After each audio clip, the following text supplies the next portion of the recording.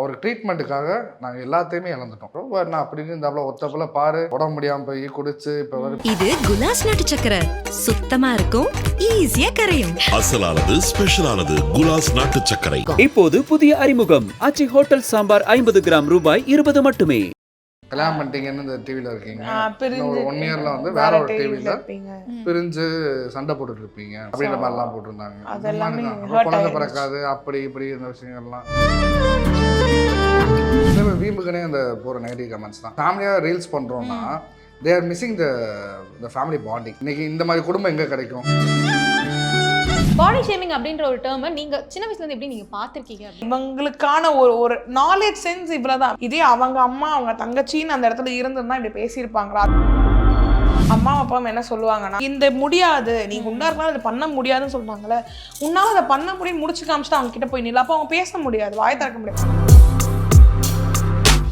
ஒரு சின்ன பிரேக்கிங்கான நடந்த விஷயம் என்னன்னா, ரோபோ சங்கர் அவர்களோட ஹெல்த் இது அப்படின்னும் போது எல்லாமே என்னென்னமோ பேசினாங்க. ஃபர்ஸ்ட் ஆஃப் ஆல் வந்து அது ஒரு பெரிய ட்ராமாவை எங்களுக்கு கிரியேட் ஆயிடுச்சு. அண்ட் அவர் சைட்லேருந்து அவரோட பர்சனல் சைட்லேருந்து அவருக்கும் நிறைய ட்ராமான்றப்போ நாங்கள் 3 பேர் தான் அப்பா பார்த்துக்கிறோன்றப்போ எங்களோட ப்ரெஷர் கொண்டு அவர்கிட்ட கொடுக்கவும் முடியாது.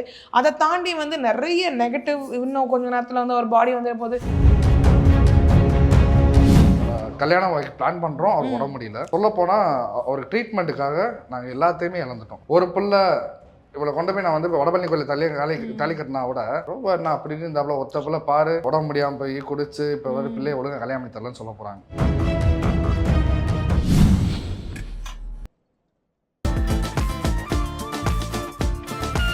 வந்து நிறைய விஷயங்கள் வந்து பாசிட்டிவாக பேசிட்டு இருந்தோம். பட் இன்னும் நிறைய விஷயம் நீங்கள் சொல்லணும் அப்படின்னு நான் நினைக்கிறேன். ஏன்னா வந்து கமெண்ட்ஸ் வந்து ரொம்ப அதிகமாக கல்யாணம் நடந்ததுலேருந்து இப்போ வரைக்கும் என்ன பண்ணாலும் ஃபேன்ஸ் ஜாஸ்தியாக நிறைய பிளெஸிங்ஸ் கொடுத்துட்டு இருக்காங்க. அதையும் தாண்டி வந்து அந்த கமெண்ட்ஸ் எப்படி ஹேண்டில் பண்ணுறீங்க அப்படின்ற விஷயம் தான். ஏன்னா கல்யாணம் ஆகும்போது அப்படி வந்து இந்த மாதிரி கமெண்ட் தான் யாரா போடுறா, எனக்கே நிறைய கமெண்ட் படிக்கும்போது ஐயோ இது அவங்க பார்த்தா ஒரு மாதிரி இருக்கும், யாராச்சும் டெலிட் பண்ண எல்லாருமே, அந்த அளவுக்கு எனக்கே தோணுச்சு. ஸோ பர்சனலி நீங்கள் எப்படி ஹேண்டில் பண்ணீங்க? அறியாமையோட வெளிப்பாடு தான். அதாவது நம்ம போய் தெரிஞ்சவங்க அப்படி பண்ண மாட்டாங்க, தெரியாதவங்க அந்த மாதிரி பண்ணுறாங்க. அது அந்த கமெண்ட் மூலமாக அவங்களோட குணம், அவங்க எப்படி வளர்ந்தாங்கன்ற விதத்தை வந்து நமக்கு தெரியப்படுத்துகிறாங்க. இதனால் நமக்கு எந்த ஒரு பாதிப்பும் இல்லை, பட் அவங்களுக்கு தான் அந்த பாதிப்புன்றது தெரியாமல் இருக்காங்க, அவ்வளோதான். அவங்களாம் வந்து பார்த்திங்கன்னா உளவியல் ரீதியாக ஏதோ பாதிப்பில் இருக்காங்க. அதாவது இப்போ ரீசெண்டாக வந்து பார்த்திங்கன்னா நம்மளோட ரசிப்பு தன்மையே மாறிடுச்சு. இப்போ சோசியல் மீடியாவில் பார்த்தீங்கன்னு வச்சுக்கோங்களேன், ஒரு நல்ல விஷயத்தை பாராட்டி அதிக லைக்ஸோ அதிக கமெண்ட்ஸோ வர மாட்டேங்குது. எதில் ஒரு நெகட்டிவிட்டி ஸ்ப்ரெட் பண்ணுறாங்களோ, எந்த ஒரு நெகட்டிவான ஒரு விஷயம் இருக்கோ அதை நோக்கி தான் மக்களே போக ஆரம்பிச்சிட்டாங்க. ஸோ இந்த உளவியல் ரீதியான அந்த ஒரு மாற்றம் வந்து கண்டிப்பாக வரணும். இன்றைக்கி திரைப்படங்களை விட பாருங்களேன், இன்றைக்கி வந்து கோமாளித்தனமாக நடிக்கக்கூடியவங்க வந்து பார்த்திங்கன்னா ஹிட் ஆக்கி அவங்க திரைப்படங்கள் வரையும் கொண்டு வந்துடுறாங்க. நீ கூத்துப்பற்றையில் விழுந்து நடிச்சிட்டு இருக்க பாதி பேருக்கு வாய்ப்பு கிடைக்காம தான் நிற்கிறாங்க. ஸோ இது வந்து பார்த்திங்கன்னா இந்த ஒரு பெரிய மாற்றம் வரணும். இன்றைக்கி மலையாள சினிமா வந்து நம்ம கொண்டாடுறோம் அப்படின்னா அவங்க வந்து அந்த ரசிப்புத்தன்மை தான் மேட்ரு. இன்றைக்கி தமிழ் சினிமாவில் எவ்வளவோ இன்றைக்கி இருக்கிற எல்லா இண்டஸ்ட்ரியை விட பெஸ்ட் இண்டஸ்ட்ரி என்னென்னா தமிழ் சினிமா தான் இருந்துச்சு. பட் இப்போ ரீசெண்டாக வந்து பார்த்திங்கன்னா அதெல்லாம் மாறிட்டு இருக்கு. மாற்றுறதுக்கான காரணம் என்ன? ரசிகர்கள் தான். அதுக்கான இயக்குநர்களையோ அதில் நடிக்கிறவங்களையும் நம்ம குறை சொல்ல முடியாது. பட் நம்ம ரசிப்புத்தன்மை மாறிட்டே இருக்குது. அது மாதிரி தான் வந்து பார்த்திங்கன்னா அந்த மாதிரி நபர்கள் மாறணும்னு எதிர்பார்க்குறோம். அது இப்போ ரீசெண்டாக க்ரியேட் ஆகிட்டு இருக்க சில மக்கள் மாறிடுவாங்க. பட் ஆனால் பெருசாக நாங்கள் கண்டுக்கல. மொதல் வந்து கொஞ்சம் இதாக இருந்துச்சு. அப்போ நான் சொன்னேன், இல்லை பாப்பா அது அறியாமல் தான் பண்ணுறாங்க. அவங்க நேரில் நம்மளை பார்த்து நேரில் பார்க்கும்போது நம்மகிட்ட அவங்களே மாற்றி பேசுவாங்க, அதனால் அது மாறிடும் அப்படின்னு சொல்லிட்டோம். கல்யாணம் பண்ணிட்டீங்கன்னு இந்த டிவியில் இருக்கீங்க, ஒரு 1 இயர்ல வந்து வேற ஒரு டிவியில் பிரிஞ்சு சண்டை போட்டுட்டு இருப்பீங்க அப்படின்ற மாதிரிலாம் போட்டிருந்தாங்க. குழந்தை பிறக்காது அப்படி இப்படி இந்த விஷயங்கள்லாம் அது எல்லாமே நடந்தது தான். பட் அதை நம்ம பெருசாக எடுத்துக்கல. என்னென்னா நம்ம மட்டும் இல்லை, இன்றைக்கி வந்து இந்த கிரேட் அயன் லேடின்னு சொல்லக்கூடிய ஜெயலலிதாவுக்கு எவ்வளோ நெகட்டிவ் கமெண்ட்ஸ் வந்துச்சு தெரிஞ்சிருக்கும். கலைஞரையாக்கு எவ்வளோ நெகட்டிவ் கமெண்ட்ஸ் வந்துக்குன்னு தெரிஞ்சிருக்கும். ஸோ அது வந்து எல்லாருக்குமே இருமுனைகள் இருக்கும். அதனால் வந்து அது நம்மகிட்ட பழகும்போது நம்மளை அறியும் போது அது மாறிடும். அதான் சொல்லிட்டேன், நாங்கள் வந்து ரொம்ப கேஷுவலான கப்புள்ஸ். எங்கேனாலும் சுற்றுவோம், எங்கேனாலும் இருப்போம். ரோட்டில் எங்கே பார்த்தா அண்ணே எப்படி இருக்கீங்க, பாப்பா எப்படி தான் இருக்கேன்னு நிப்பாட்டுங்க, பேசுவோம், 2 ஃபோட்டோ எடுப்போம், ஜாலியாக இருப்போம், ஒன்றும் பிரச்சனை இல்லை. அப்போ நீங்கள் சந்திக்கும் போது எங்கள் மேலே இருக்க அபிப்பிராயம் உங்களுக்கு மாறிடும் ஆமா, அப்படின்ற மாதிரி. கண்டிப்பா கண்டிப்பா. ஏன்னா 2 பேருமே சரி, இந்திரஜா அவர்களும் சரி, நம்ம வீட்டு பொண்ணுப்பா அப்படின்ற மாதிரியே நம்ம வளர்ந்துட்டோம். ஏன்னா ரோவானாவும் அப்படிதான், என் பொண்ணு தான் வந்திருக்கா, நம்ம பொண்ணு தான் வந்திருக்கான்ற மாதிரியே அவர் சொல்லி பழகிட்டதுனால எல்லாருக்குமே அது பாசிட்டிவாவும் சரி நெகட்டிவாக டக்குன்னு சொல்லிடுறாங்க அப்படின்னு நான் நினைக்கிறேன். Of course. And yes family exposure அப்படின்ற ஒரு விஷயம் இருக்குல்ல, நீங்கள் வந்து ரொம்ப அழகாக நிறைய விஷயங்கள் ரீல்ஸ் பண்ணுறதா இருக்கட்டும், நிறைய விஷயங்கள் ஷேர் பண்ணுறதா இருக்கட்டும், அதுக்குமே மக்கள் வந்து ஃபேமிலியாக வந்து ரீல்ஸ் போட ஆரம்பிச்சிட்டிங்களா, ஃபேமிலியை தாக்குறது அப்படின்ற ஒரு விஷயம் இருக்குல்ல, அதை நீங்கள் எப்படி பார்க்குறீங்க? ஆக்சுவலி சொல்ல போனோம்னா ஃபஸ்ட்டு வந்து ஒரு பப்ளிக்காக என்னோட ஒப்பீனியன் என்னன்னா, என்னோட ஃபேமிலி பற்றி பேசுறதுக்கு யாருக்குமே ரைட்ஸ் கிடையாது. ஆனால் இப்போ நம்ம மீடியாலன்னு வந்துட்டோன்றதுனால we have to accept the critics. ஓகேங்களா, என்ன ஒரு சர்க்காசம் என்ன ஒரு கிரிட்டிக்ஸ் வந்தாலுமே அக்செப்ட் பண்ணி தான் ஆகணும். அது வந்து மீடியாவில் இருக்க எல்லாருக்குமே ஒரு கோட் லைன் தான். ஆனால் அதுக்குமே ஒரு லிமிட்ஸ் ஒரு பார்லைன்ஸ் எல்லாமே இருக்குது. அதை தாண்டி போனால் பர்சனலாக ஹர்ட் ஆகும். அண்டு மாமா சொன்ன மாதிரி தான் பெருசாக வந்து எங்கள் ஃபேமிலியில் யாருமே அதை பற்றி ரியாக்ட் பண்ணிக்க மாட்டோம். ஏன்னா இப்போ நீங்கள் ஒருத்தவங்க கமெண்ட் பண்ணுறாங்கன்னா அந்த கமெண்ட்டுக்கு நான் பதில் கொடுக்க யோசிச்சேன்னா என்னை நம்பி எனக்காக இருக்க ஃபேன்ஸ் ஃபாலோவர்ஸ் என்னோட ஃபேமிலிஸ் அந்த மக்களுக்கு வந்து நான் என்டர்டைன்மெண்ட்டாக என்ன கொடுக்கணுன்றதை என்னால் யோசிக்கவே முடியாது. உங்களுக்கு நான் பதில் கொடுக்க யோசிச்சேன்னா நான் அது யோசிக்க முடியும். ஆனால் நான் அதை கண்டுக்கிறதே இல்லை. நீங்கள் போடுறீங்களா போடுங்க, அதுதான் உங்களோட மாமா சொல்லுவாங்க, அதுதான் உங்களோட அறியாமை, அவ்வளோதான் உங்களோட புரிதல். என்ன சொல்றது, உங்கள் வீட்டில் வந்து உங்கள் அம்மா அப்பா சொல்லிக் கொடுத்ததா இருக்கட்டும், நீங்கள் படித்த ஸ்கூலில் காலேஜில் சொல்லிக் கொடுத்த விஷயங்கள் எல்லாமே அவ்வளோதான். அதை தாண்டி ஒரு விஷயத்தை பாசிட்டிவாக பார்க்கறதுக்கான உங்களுக்கு என்ன பகுத்து பார்க்குற அளவுக்கு உங்களுக்கு அந்த அறிவு இருக்கான்னு என்னன்னு தெரியல. ஸோ நான் அதை கண்டுக்கவும் மாட்டேன், அதுக்கு ரிப்ளைஸும் பெருசாக நான் கொடுக்க மாட்டேன். என்னோட சோஷியல் மீடியா பேஜ் எதுவுமே கொடுக்க மாட்டேன். அறிவுரையை சொல்லுவாங்க, இப்படி ட்ரெஸ் கட்டாத, இப்படி பண்ணு, இந்த ஃபுட் சாப்பிடுங்க, இப்படி நீங்கள் பண்ணுறது தப்பு, இதை மாதிரி பண்ண, அதை வந்து அந்த அறிவுரை நம்ம எடுத்துக்கலாம். அதாவது சில பேர் வீம்புக்குனே அந்த போகிற நெகட்டிவ் கமெண்ட்ஸ் தான். இப்போ ஃபேமிலியாக ரீல்ஸ் பண்ணுறோன்னா they are missing the family bonding. அதான் உண்மை. அதாவது அந்த இன்னைக்கு இந்த மாதிரி குடும்பம் எங்கே கிடைக்கும்? அந்த காலத்தில் வந்து ஆனந்தம் படத்துலையும் சூரிய வம்சத்தில் பார்த்தா தான் உண்டு. ஸோ அதுக்கப்புறம் வந்து பார்த்திங்கன்னா எல்லார் வீட்லேயும் வந்து பார்த்திங்கன்னா இதாக தான் இருக்கும். பட் அந்த மாதிரி ஒரு குடும்பமாக இருக்கும்னு நினச்சி நம்ம இருக்கோம். ஸோ அதான் ஒரு விஷயம். அதை மிஸ் பண்ணுறவங்க தான் அந்த மாதிரி கமெண்ட் பண்ணுவாங்க மோஸ்ட்லி. பெருசாக நாங்கள் அதை எடுத்துக்கவும் மாட்டோம். பாவமாக தான் இருக்கும். போடுறீங்களா போட்டு போங்க, உங்கள் புரிதல் அவ்வளோதான், விட்டுட்டு போயிட்டே இருக்கணும். Okay, super. அண்ட் அடுத்தபடியாக அந்த பாடி பாசிட்டிவிட்டி அப்படின்ற விஷயம் தான். ஏன்னா வந்து இந்திரஜா அவர்கள் ரொம்ப அழகாக ஹேண்டில் பண்ணுறாங்க. யார் என்ன சொன்னாலும் சரி, என்ன பண்ணாலும் எனக்கு இது பிடிச்சிருக்கு, எனக்கு இந்த விஷயம்லாம் வந்து கரெக்டுன்னு தோணுது. நீங்கள் நிறைய இடத்துல ஷேரும் பண்ணியிருக்கீங்க. பட் பாடி ஷேமிங் அப்படின்ற ஒரு டேர்மை நீங்கள் சின்ன வயசுலேருந்து எப்படி நீங்கள் பார்த்துருக்கீங்க அப்படின்றது? பாடி ஷேமிங்கிறது என்னோட லைஃப்பில் பர்சனலாக ஸ்கூல்ஸ்லேருந்தே ஆரம்பிச்சிச்சு. ஏன்னா சின்ன வயசுலேருந்து நம்ம வீட்டில் கொஞ்சம் அதிகமாக ஊட்டி வளர்த்ததுனால நம்ம பூரிப்பு கொஞ்சம் அதிகம். ஸோ சின்ன வயசுலேருந்தே நம்ம ப்ளஸ் சைஸே இருந்ததுன்றதுனால ஸ்கூல் யூனிஃபார்ம்ஸாக இருக்கட்டும், இல்லை ஸ்கூலில் ஒரு ஸ்போர்ட்ஸ் ஆக்டிவிட்டியாக இருக்கட்டும், நம்மளை வந்து எடுக்கிறதுக்கு ஃபஸ்ட்டு யோசிப்பாங்க. ஆனால் எனக்குள்ள நான் பெருசாக பில்ட் பண்ணது என்ன பார்த்தீங்கன்னா என்னோட கான்ஃபிடன்ஸ். அம்மா அப்பா சொல்லிக் கொடுத்தது பெரிய கான்ஃபிடன்ஸு. ஸோ அந்த கான்ஃபிடன்ஸ் என்னென்னா, நான் டீச்சர்கிட்ட போய் சொல்லுவேன், மேம் இல்லை என்னால் இதை பண்ண முடியும்னு சொல்லிட்டு நான் ப்ரூவ் பண்ணி காமிச்சதுக்கப்புறம் என்னோட வாட் இஸ் இந்திரஜான்ற அந்த இடத்துல தெரிஞ்சதுக்கப்புறம் அவங்க எல்லாருமே பேச நிப்பாட்டிட்டாங்க. ஸோ இது ஸ்கூல் லெவலில் ஹேண்டில் பண்ணிட்டேன். காலேஜ் லெவல் போகும்போது இன்னும் பெருசாக ஆரம்பிச்சிச்சு.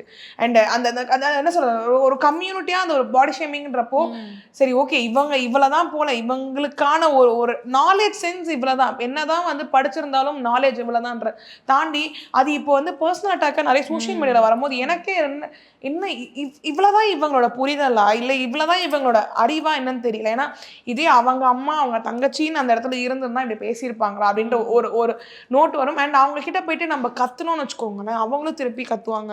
ஸோ என்ன சொல்றது, அது 2 பேருக்குமே ஒரு பெரிய ஒரு கிளாஷாக இருக்கும். நான் போய் பொறுமையாக சொல்லுவேன். நான் பர்சனல் டிஎம்ஸ்லாம் நிறைய பேர் பண்ணியிருக்கேன். நான் போய் பொறுமையாக சொல்லுவேன், இதே உங்கள் வீட்டில் ஒரு அக்கா தங்கச்சி இருந்திருந்தா இப்படிதான் நீங்கள் பேசியிருப்பீங்களா? இல்லை ஒரு பெண்ணை வந்து நீங்கள் ஒரு சோஷியல் மீடியாவில் பேசுறதுக்கு முன்னாடி நீங்கள் யோசிக்கணும் பிரதர். பையனாக இருந்தால் சரி பையன் அப்படி கமெண்ட் பண்ணாங்க, ஆனால் ஒரு பொண்ணை கமெண்ட் பண்ணி வச்சுக்கோங்களேன், நீங்களே ஒரு பொண்ணு, நீங்கள் இந்த இடத்துல போயிட்டு ஒருத்தவங்களை நீங்கள் சோஷியல் மீடியாவில் கமெண்ட் பண்ணிங்கன்றப்போ அது எவ்வளோ ஹர்ட் ஆகும், உங்கள் கேரக்டர் எவ்வளோ கேவலமாக நீங்கள் அசாசினேட் பண்ணியிருக்கீங்க அந்த இடத்துல அப்படின்றதான் சொல்லி அதுக்கப்புறம் அவங்க சாரி கேட்ஸ். ஸோ இந்த ஒரு பாடி ஷேமிங் ட்ராமாவை நான் இப்படி தான் ஹேண்டில் பண்ணிட்டு இருந்தேன். அண்ட் பெருசாகவும் நான் பாடி ஷேமிங்கை கண்டுக்க மாட்டேன். சரி நீ பேசுகிறவன் பேசுகிற இடத்துல தான் இருப்பேன், நான் தான் அடுத்தடுத்த இடத்துக்கு வளர்ந்து போயிட்டு இருப்பேன். நீ சொல்கிறது தப்புன்னு ப்ரூவ் பண்ணி நெக்ஸ்ட் லெவலுக்கு நான் தான் போயிட்டு இருக்க போகிறேன். நீங்கள் பேசுகிறவங்க என்ன பேசுவீங்க, இப்போ நான் அடுத்த இடத்துக்கு போயிட்டேன்னா என்ன மாதிரி ஒரு வேற ஆள் வருவாங்க, அவங்கள பேசுவீங்க, நீங்கள் பேசிட்டு மட்டும்தான் இருக்க போகிறீங்க. ஆனால் என்ன சொல்கிறது, நாங்கள் அடுத்தடுத்த இடத்துக்கு போயிட்டே இருப்போன்ற அந்த ஒரு ஸ்ட்ராட்டஜி மட்டும் நான் பயங்கரமாக ஃபாலோ பண்ணிட்டு தான் இருப்பேன். பெருசாக நான் வந்து ரிப்ளையும் பண்ணிக்க மாட்டேன். ஆனால் வீட்டில் அந்த கோவத்தை காமிச்சுப்பேன். வீட்டில் மாமாவாக இருக்கட்டும் அம்மா அப்பாவா அந்த ஹேண்டில் பண்ணுற விஷயத்தை சொல்லிக் கொடுக்கும்போது இன்னும் எனக்கு பக்குவங்கள் நிறைய வருது. ஓகே, அவங்க எந்த மாதிரி ஒரு அட்வைஸோ இல்லை எந்த மாதிரி? அது நான் ஈஸியாக என்ன சொல்லிடுவேன், ஒல்லியாக இருந்தாலும் கிண்டல் பண்ண தான் போகிறாங்க, குண்டாக இருந்தால் கிண்டல் பண்ண தான் போகிறாங்க, கருப்பாக இருந்தால் கிண்டல் பண்ண போகிறாங்க, ரொம்ப வெள்ளையாக இருந்தால் கிண்டல் பண்ண போகிறாங்க. எப்படி இருந்தாலும் யாரோ ஒரு ஷேமிங் பண்ண தான் போகிறாங்க, பாடி ஷேமிங் பண்ண தான் போகிறாங்க. குண்டான எறும்பை நம்ம எங்கேயும் பார்க்க முடியாது, ஒல்லியான யானையை எங்கேயும் பார்க்க முடியாது. அது பிறவி. 17 வருஷம் கிளாசிக்கல் டான்சர், வெஸ்டர்ன் டான்சர், வீணை வாசிக்கிறா. எந்த ஒரு ஆக்டிவிட்டினாலும் என்னையோட போல்டு அவ்வளோ 2 கையில் 2 தண்ணி கணக்கு மேலே ஏறிடுவான். நான் அப்படியே திகச்சு போய் நிற்பேன். அவ்வளோ ஸ்டெமினா இருக்குது, அவ்வளோ இது பண்ணுறான். 17 வருஷமாக பரதநாட்டியம் ஆடி அவளுக்கு உடம்பு குறையலன்னா இது வந்து பார்த்தீங்கன்னா ஒரு ஜீன், அவன் வந்து அவரோட ஹார்மோன் அந்த மாதிரி. ஸோ இது உன்னோட பிறவி. நீ சிங்கமாக பிறக்கணும், யானையாக பிறக்கணுன்ற மாதிரி. ஆனால் மொத்தமாக அது விலங்கு. அது மாதிரி மனிதர்கள் நம்ம மொத்தமாக நீ இப்படி தான் பிறக்கணும்னு இருக்கு. நீ ஒல்லியானேன்னா எனக்கு பிடிச்சிருக்காது. தயவுசெய்து நீ அப்பா நினச்சதாத இதுதான் அழகு. நீ இந்த குண்டா இருந்தனால தான் உன்னை பாண்டியம்மா குண்டம்மாவா இத்தனை லட்சம் மக்கள் வந்து விரும்பியிருக்காங்க. இதே நீயும் வந்து ஒரு வேற ஒரு பெரிய ஆக்ட்ரஸ் மாதிரி இருந்ததுன்னா கண்டிப்பாக அவங்க வீட்டு பிள்ளைய அவனை நினச்சிக்க மாட்டாங்க. ஸோ அதனால வந்து பார்த்தீங்கன்னா இது உனக்கு கிடைச்ச வரமா நினச்சிக்கோன்னு சொல்லி நான் சொல்லிடுவேன். சச் பாசிட்டிவ் பர்சன் அவரு அப்படின்னு சொல்லலாம். ஏன்னா கண்டிப்பா இது நிறைய பேர் டவுனா இருக்கவங்களுக்குமே சரி, உங்களை பார்க்கும்போது நிறைய பேர் சொன்னாங்க ரொம்ப இன்ஸ்பைரிங்கா இருக்காக்கா, நீங்க பாட்டு நிறைய நடந்து போயிட்டே இருக்கீங்க, கடந்து போயிட்டே இருக்கீங்க, நாங்க டவுனா இருக்க மாதிரி இருக்கு இந்த கமெண்ட்ஸ் எல்லாம் பார்க்கும்போது. என்ன சொல்றது, நிறைய பேர் இப்படி பேசும்போது எனக்கு அம்மா அப்பாவும் என்ன சொல்லுவாங்கன்னா, அது வந்து மாமா சொன்ன இந்த விஷயம் எனக்கு உன்னோடிட்டே இருக்கும். அவங்க என்ன சொல்லுவாங்கன்னா, உன்னை இந்த முடியாது, நீ குண்டா இருக்கலாம் அதை பண்ண முடியாதுன்னு சொல்றாங்களே, உன்னால அதை பண்ண முடியும் முடிச்சு காமிச்சுட்டு அவங்க கிட்ட போய் நில்ல. அப்போ அவங்க பேச முடியாது, வாய் திறக்க முடியாது. நான் நிறைய பேருக்கு தான் சொல்லுவேன், இப்போ வந்து நீங்க குண்டா இருக்கீங்க அதனால உங்களால அதை பண்ண முடியாது, நீங்க வந்து அழகா இல்லைனால அதை பண்ண முடியாதுன்னா அந்த ஸ்டீரியோ டைப்பை பிரேக் பண்ணி திஸ் இஸ் வாட் ஐ ஆம்னு நீங்க ப்ரூவ் பண்ணிட்டு போய் நின்னீங்கன்னா அவங்க வாய் அடைச்சிடுவாங்க, அவங்களுக்கு பேசுறதுக்கு பதிலே இருக்காது. அதே மாதிரி மாமா சொன்னாங்க, நீ இப்படி இருந்தால் தான் அழகு. அதான் நான் நிறைய பேர் சொல்லுவேன். எனக்கு விஜய் சார் சொன்ன டைலாக் தான் ஓடிட்டே இருக்கும், திறமைக்கும் தன்னம்பிக்கைக்கும் முகம் தேவையில்லை. நான் இப்படி இருந்தால் தான் எனக்கு அது கம்ஃபர்டபுள், நான் இந்த ட்ரெஸ் போட்டால் தான் எனக்கு கம்ஃபர்டபுள், நான் இப்படி தான் ப்ரெசென்ட் ஆகணும், அதுக்குன்னு வந்து அழகாக இருக்கவங்க மட்டும்தான் இப்படி இருக்கணும், நாங்களாம் இப்படி இருக்கணுன்றது அந்த பாகுபாடு வேண்டாம், அந்த ஸ்டீரியோ டைப்பை பிரேக் பண்ணுங்க அப்படின்னு சொல்லிட்டே தான் நிறைய இருப்பேன். அண்ட் அஃப்கோர்ஸ் இன்னொரு விஷயம் வந்து கண்டிப்பாக ஃபேமிலியில் ஒரு சின்ன பிரேக்கிங்கான நடந்த விஷயம் என்னென்னா, ரோபோ சங்கர் அவர்களோட ஹெல்த் இது அப்படின்னும் போது எல்லாமே என்னென்னமோ பேசினாங்க. நம்ம வந்து வீட்டில் இருக்க பிரச்சனையை தாண்டி அவங்க சொல்கிறது வந்து இன்னும் அஃபெக்ட் ஆச்சு. ஏன்னா பிரியங்காக்கா நிறைய இடத்துல சொல்லியிருக்காங்க, அந்த மாதிரி சொல்ல வேண்டாம், இது எங்கள் ஃபேமிலி ப்ராப்ளம் அப்படின்ற மாதிரியும் சொல்லியிருக்காங்க. அப்படியே ஃபர்ஸ்ட் ஆஃப் ஆல் வந்து அது ஒரு பெரிய ட்ராமாவாக எங்களுக்கு கிரியேட் ஆயிடுச்சு. ஏன்னா அப்பாவை தாண்டி நாங்கள் 3 பேர் தான் பார்த்துக்கிட்டு இருக்கோம். எங்கள் 3 பேருக்கு வந்து ஒரு வகையிலேருந்து மென்டல் ப்ரெஷர் ட்ராமாவாயிடுச்சு. இப்போ வந்து நான் இது ஏன் சோஷியல் மீடியாக்குள்ளே நான் அந்த ப்ராப்ளமே கொண்டு வரலைன்னா அது என்னோட விஷயம், என்னோட அப்பா, எங்கள் மாமா, என்னோட புருஷன், நாங்கள் எதுக்கு அதை கொண்டு வரணுன்னு இருந்தோம். ஆனால் ஒரு சில காரணங்களால் மீடியாவுக்கு வந்துச்சுன்னு உடனே, ஆனால் இந்த ரோபோ சங்கரை நீங்கள் எப்படி பார்த்தீங்க தெரியும், பட் ஆனால் ரீசன் இருக்கும், எதனால இது வந்துச்சுன்னு ரீசன் தெரியாமல் எனக்கு பேசினதா வருத்தம். ரீசன் தெரிஞ்சு நிறைய பேர் சப்போர்ட்டிவாக பேசியிருந்தாங்க நிறைய சோஷியல் மீடியா, அவங்களுக்கு எல்லாருமே நான் பெரிய தேங்க்ஸ் சொல்கிறேன். ஆனால் ரீசன் தெரியாமல் ஒரு சில பெரிய பிளாட்ஃபார்ம்ஸ் வந்து பேசினப்போ தான் எனக்கு ரொம்ப வருத்தம் ஆயிடுச்சு. நீங்கள் அட்லீஸ்ட் எங்களுக்கு ஒரு கால் பண்ணி என்ன டீட்டெயில்னாவது கேட்டுருக்கோம். ஏன்னா உங்களுக்காக நம்ம எத்தனையோ விஷயங்கள் பண்ணி கொடுத்துருக்கோம், எத்தனையோ விஷயங்கள் நம்ம பேசியிருக்கோம். பட் ஆனால் ஒரு கால் பண்ணி எல்லா இடத்துலையும் தங்கச்சின்னு சொல்கிறவங்க, தங்கச்சி என்னப்பா ஆச்சு அப்பாக்குன்னு கேட்டிருந்தாங்கன்னா எனக்கு அந்த இந்த இடத்துல ரொம்ப பிரேக் அவுட் ஆயிருக்காது. அதை தாண்டி வந்து எல்லாருமே எங்கள் மேலே த்ரோ பண்ண விஷயம் என்னென்னா, என்ன இவருக்கு அப்படியாமை இவருக்கு இப்படியாமை, உண்மை தெரியாமல் நீங்கள் ஏன் பேசுகிறீங்க? என்னோட ஆதங்கமே அதுதான். ஒரு உண்மை தெரியாமல் எதுக்கு ஒரு விஷயத்த பேசணும்? இப்போ ஒருத்தவங்களுக்கு ஜுரம்ப்பா, அப்படியாப்பா ஜுரத்துக்குன்னா இந்த மருந்து எடுத்துக்கோங்க, இல்லை அவருக்கு வந்து டைஃபாய்டு அப்படின்னு சொல்லிட்டு நீங்கள் இன்னொரு விஷயத்த த்ரோ பண்ணும் போது தான் அது ஒரு பெரிய ட்ராமாவாக ஆகுது. அண்ட் அவர் சைட்லேருந்து அவரோட பர்சனல் சைட்லேருந்து அவருக்கும் நிறைய ட்ராமான்றப்போ நாங்கள் 3 பேர் தான் அப்பா பார்த்துக்கிறோன்றப்போ எங்களோட ப்ரெஷர் கொண்டு போய் அவர்கிட்ட கொடுக்கவும் முடியாது. அதை தாண்டி வந்து நிறைய நெகட்டிவ், இன்னும் கொஞ்ச நேரத்தில் வந்து ஒரு பாடி வந்து போது என்ன நடந்துச்சுன்னு தெரியாமல் நீங்கள் ஒரு விஷயத்த பேசுறீங்கன்றப்போ எனக்கு ஒரு பெரிய மனவலியாக இருந்துச்சு. எனக்கு அப்பாவை நான் காப்பாற்றிடுவேன், அப்பாவை எனக்கு நான் சரி பண்ணிடுவேன்ற நம்பிக்கை இருந்துச்சு.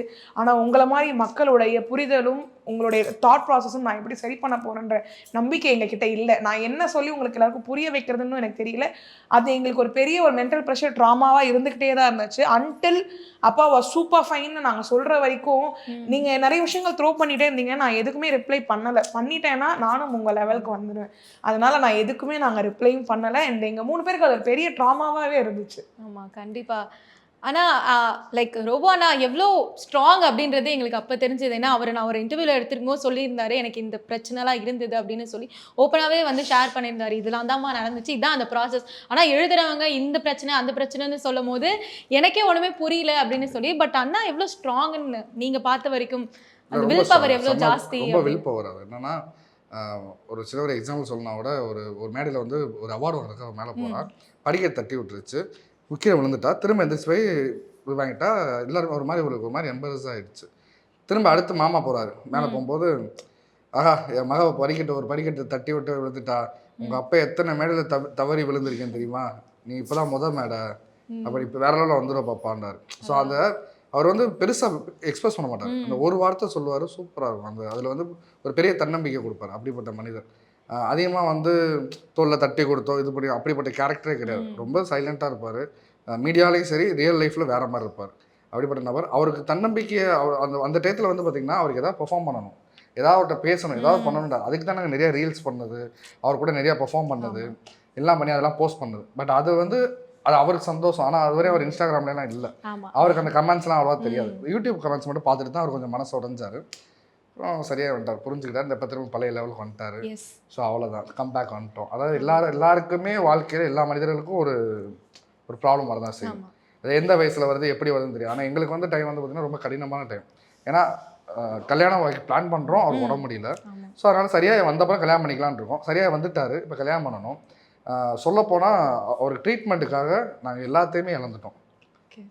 நாங்கள் வச்சிருந்த எல்லா காசையுமே இழந்துட்டோம். அதுக்கப்புறம் ஒரு கல்யாணம் பண்ணணும்.